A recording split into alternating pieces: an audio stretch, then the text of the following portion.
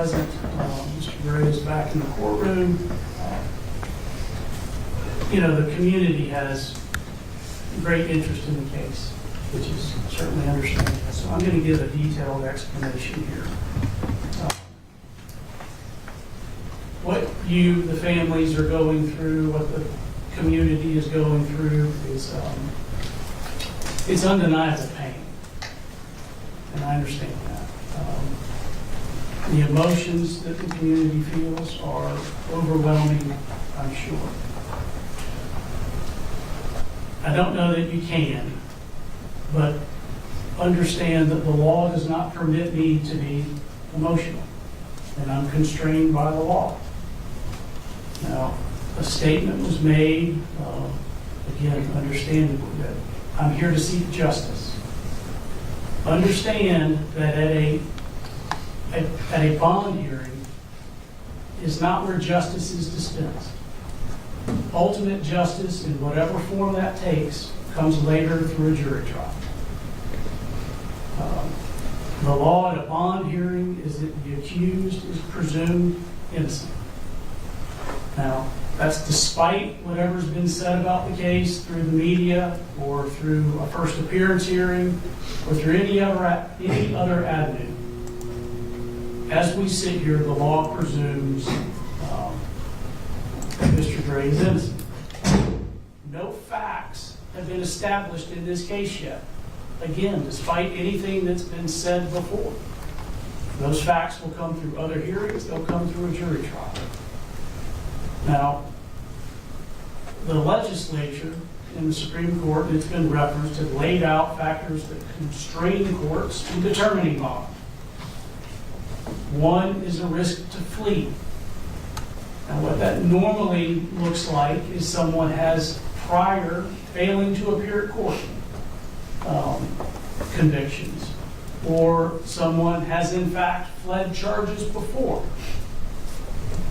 That is not what we have here. Another factor is the danger to the community. Now, if we assume guilt, that danger is obvious. But I'm not allowed to do that. He's presumed innocent as we sit here. There is no independent evidence that he's a danger to the community. There's no recordings of him in jail saying he's going to do this when he gets out. There's no prior crimes where he has done something else that puts those in the community in harm's way, which leads into the next factor, the risk of committing a felony while out on trial. I think it was said that he's 54 years old, 50 some odd years old, has no prior felony convictions, has a 1998 or 99 marijuana misdemeanor charge. The fourth factor is intimidating witnesses. Generally, again, there's evidence of that. He's making jail phone calls, trying to get someone to change their story. He's making statements about what he's going to do so that this witness can't testify. We do not have that in this case. Now, the legislature nor the Supreme Court have said that one of the factors for determining bond is the impact on the victims. It's not one of the factors that I'm supposed to consider in granting bond. Now, having said that, the foremost consideration in determining bond is whether or not the accused will appear to stand for trial. And I do have grave concerns here. This is not the typical case.